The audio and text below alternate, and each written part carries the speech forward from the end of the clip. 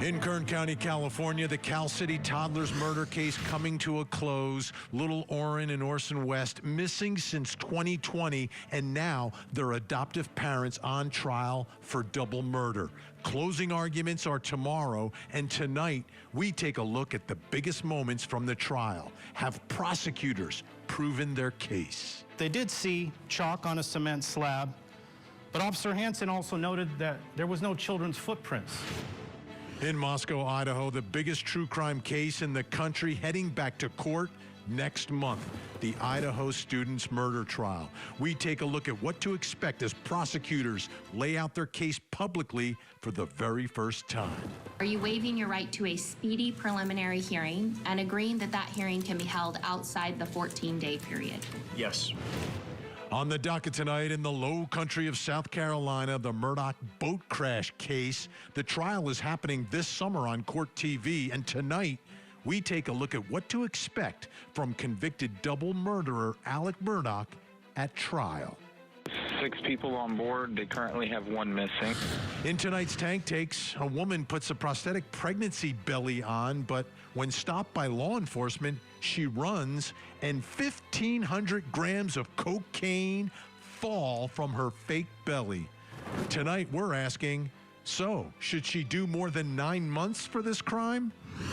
Get ready. This hour of closing arguments starts right now.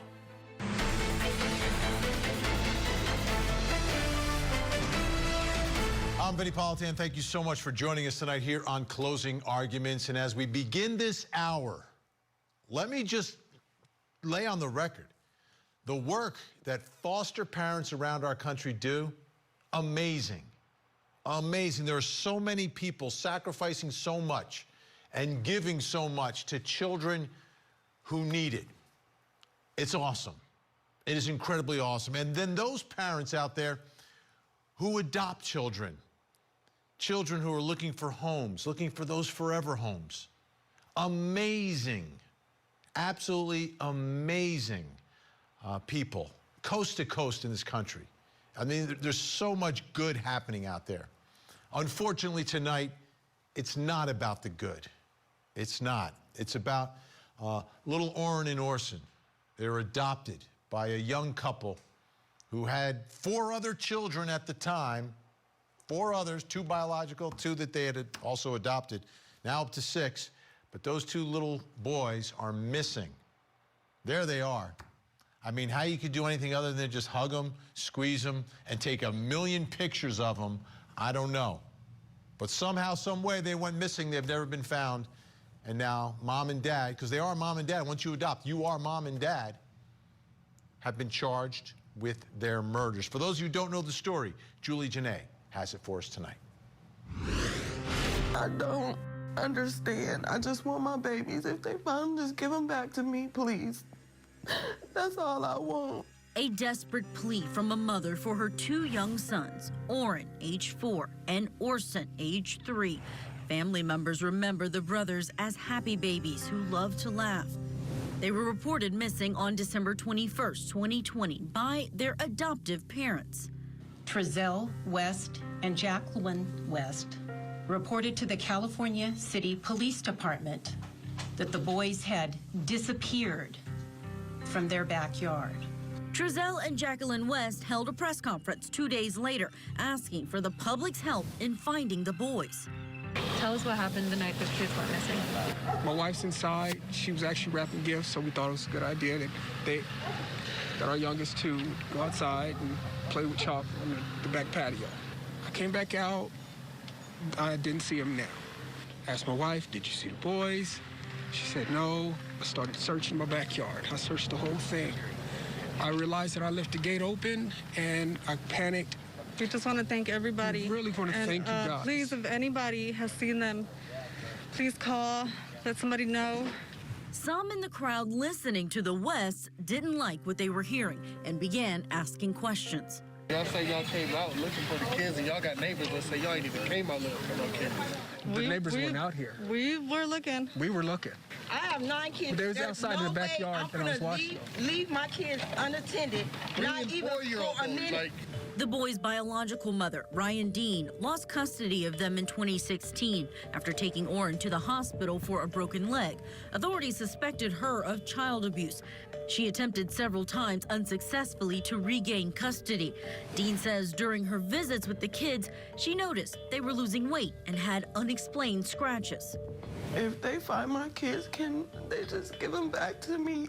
Whatever I have to do to work on it, to get them. I have a home, I have a car, I have a job, I have money. I just hope they're okay. News of the missing boys galvanized the community. Where are the boys? No boys, no me! Where are the boys? No boys, no me! And hundreds of people from around the country also joined in the effort to find the lost brothers. There was some elements that stood out about the foster families' interviews that pretty much compelled me to participate and come out and do what we could to help find both of these boys. Multiple searches turned up no sign of Orrin and Orson. In March, more than a year after police were contacted, adoptive parents Trezell and Jacqueline West were arrested. I'm saddened to announce that the investigation has revealed that Orrin and Orson West are deceased.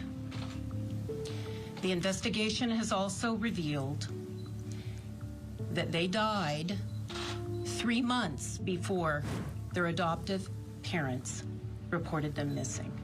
They were charged with second-degree murder, child abuse, and false reporting of an emergency. The couple pleaded not guilty and deny any involvement in the boys' disappearance. While the defendants in this case, Trezell and Jacqueline West, are presumed innocent, the securing of a grand jury indictment is a major step in ensuring that there will be justice for Orrin and Orson. The bodies of these two little boys still have not been found, and their biological mother is left with an unimaginable void. I miss their smile.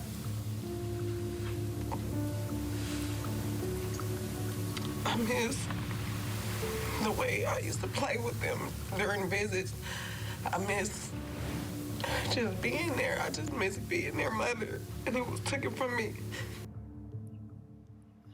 All right, there's a trial going on. I'm going to bring in our special guest, Bakersfield, California.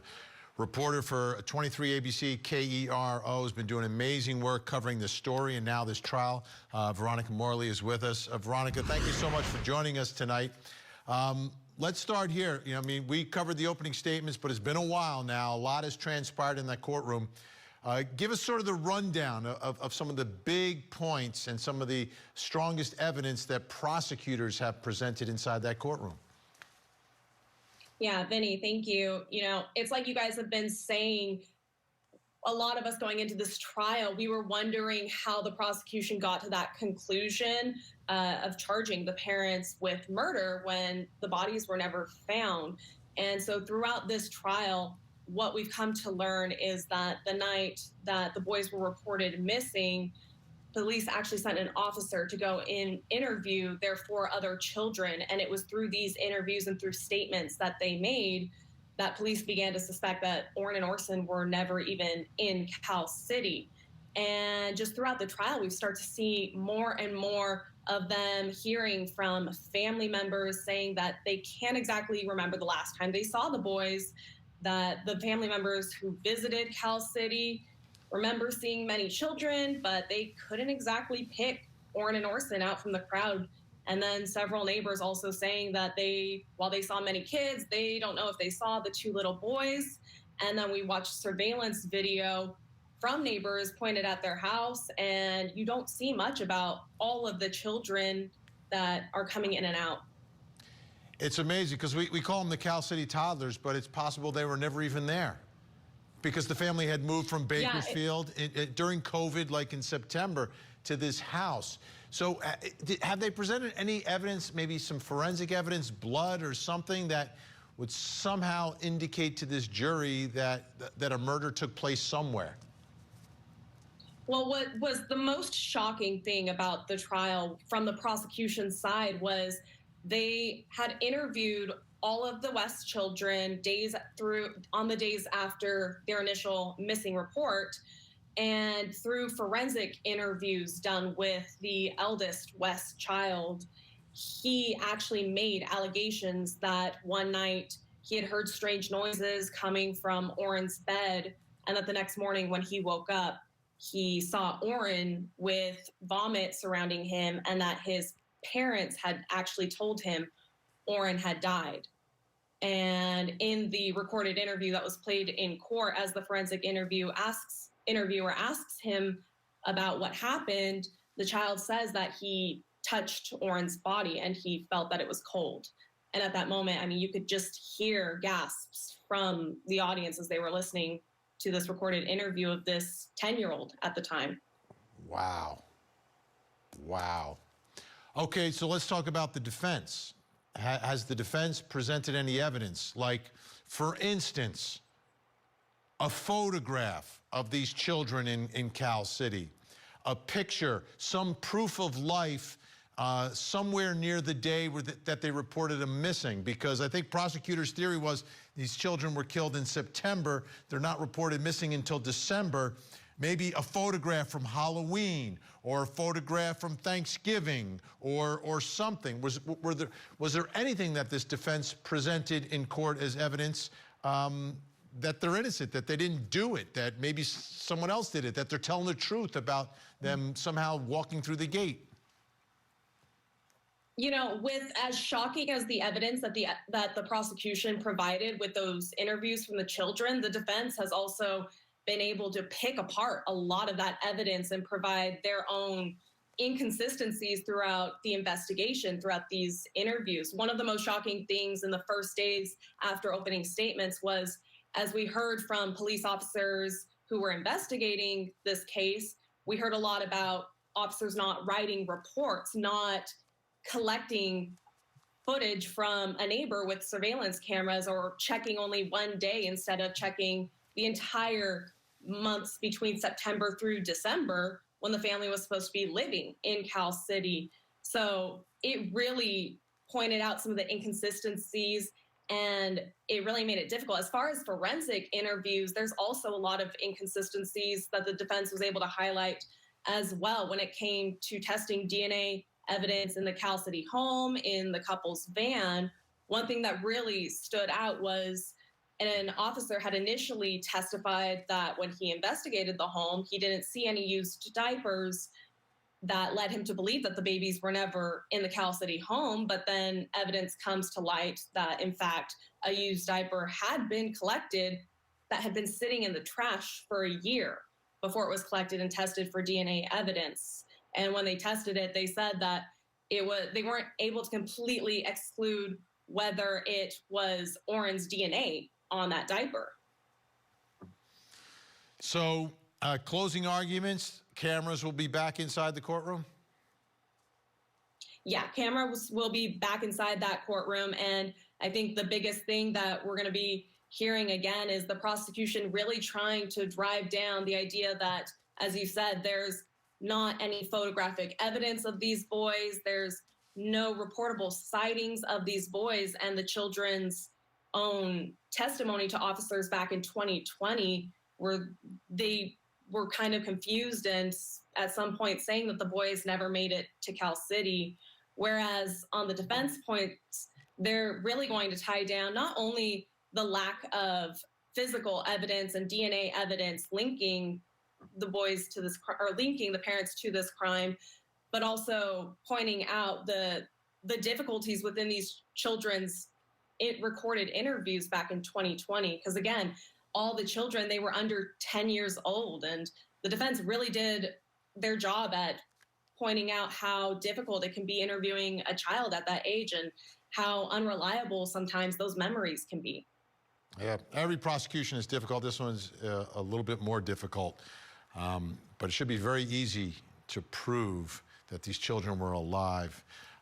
Veronica Morley, great work out there. I'm sure we'll be calling you again. Hopefully you can join us again. Thank you so much. Thank you. All right, let's bring in our think tank. Join us tonight in Englewood Cliffs, New Jersey. Criminal defense attorney, former prosecutor Al Wunsch III. Joining us from Stamford, Connecticut, criminal defense attorney Darnell Crosland. And in Philadelphia, Pennsylvania, family law attorney Jennifer Brandt. Great to see everyone. Al, if you don't mind, I'm going to start with Darnell. If you don't mind. I don't mind. Okay, No Darnell, problem. easiest case in the world for the defense to win. I'll tell you what, I have a 4-year-old granddaughter. I have a picture of her like every day in her life, okay? Every single day of her life. Not just holiday, every single day. And it's because, you know, children, you love them. They do amazing things. They're so cute. Oh, I want to remember this moment forever. Any parent will take at least one picture of their child in 3 months. And if you have 2, you would take at least 2 pictures in 3 months. They presented 0. They want to rely upon a 1-year-old dirty diaper as proof of life. Come on, Darnell. Come on. Yeah. This should be the easiest case if they were factually innocent. Well, it definitely won't make it just easy, because as you know, there's a lot of things that go into this. As we just heard from the correspondent, the defense is picking holes in the prosecution case. Blah, blah, blah, blah, blah. I hear that in every single trial from everything. Blah, blah, blah, blah, blah. They didn't do this. They didn't do that. You know what? These parents didn't take one picture of their 3- and 4-year-old children? Are you kidding me? What parent in America, raise your hand right now. You have a 3- or 4-year-old. You don't take one picture with your camera that you carry around with you 24 hours a day, taking 1,500 selfies? Give me a break, Darnell. This isn't about what the prosecution didn't do. To me, this case is about what the parents didn't do. If they're innocent, don't take one picture. Look at them. That's the truth, but what's going to break your heart is if you get a verdict like that Florida verdict that you always talk about. Ah, stop.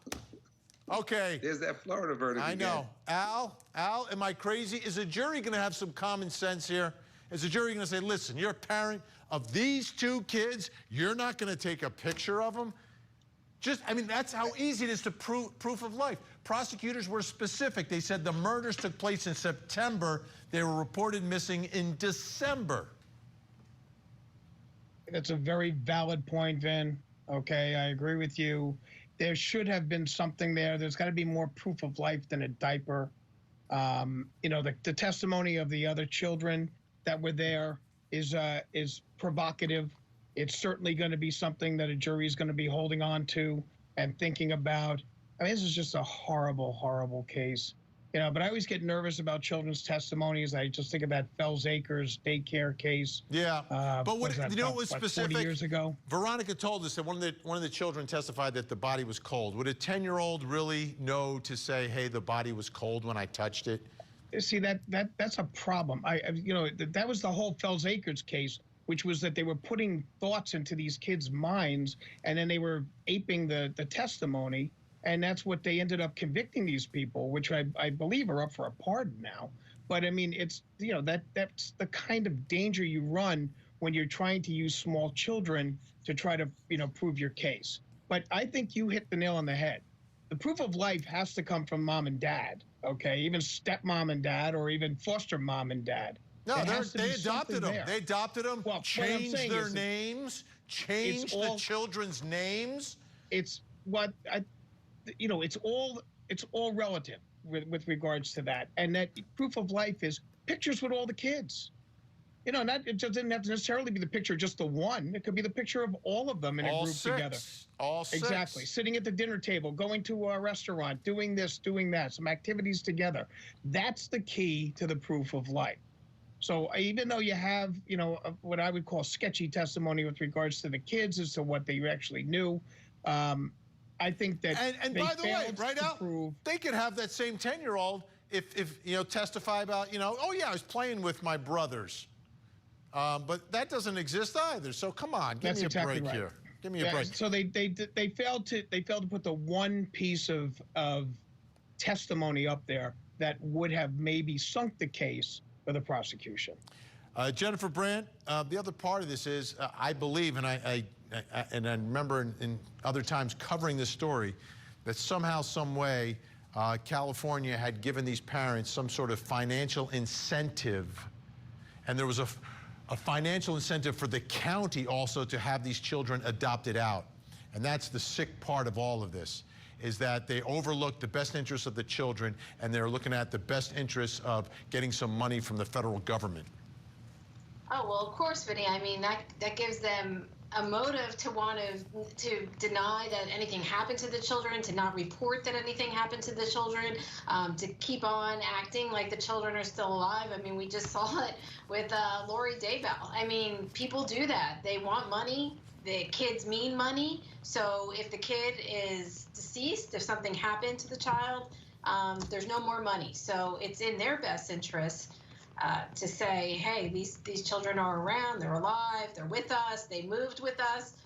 There would be no reason for them to say otherwise. But I agree with you. I mean, all they had to do was produce some pictures, to produce some information, produce some other proof other than an old diaper that these children were alive. And, you know, it would be interesting to see, did they take pictures of their other kids and not these two? Or, you know, could they have said, hey, we just are not into taking pictures. We don't have the resources for that. We don't have phones or something. I'm sorry, everybody has a phone now. Everybody, like everybody. Yeah, you're right, From the you're time they're right, in you're fourth right. grade, they've got phones now. The other thing about this case is it's just the story was ridiculous from the beginning. If you look at the land and where this guy said he was, and how like two little kids are just going to scamper out and escape. Give me a break. And there was no one in the area to abduct them. Everyone in that neighborhood had surveillance videos. No, just, it's insane. But we'll see. We'll see what the jury does. Darnell warned me already. Thank you, Darnell, for trying to help prepare me for what could happen here. All right, they're with us the whole hour. When we come back, we're going to talk about the Idaho student's murder trial. There he is, the accused killer, getting ready to go back to court. Guess what? He's fighting it. He's fighting it. It's not about just not ending up on death row. This case, he says there's exculpatory evidence. That tells me they're going to try to demonstrate to this jury and to the judge that he's not guilty. On the next episode of Accomplice to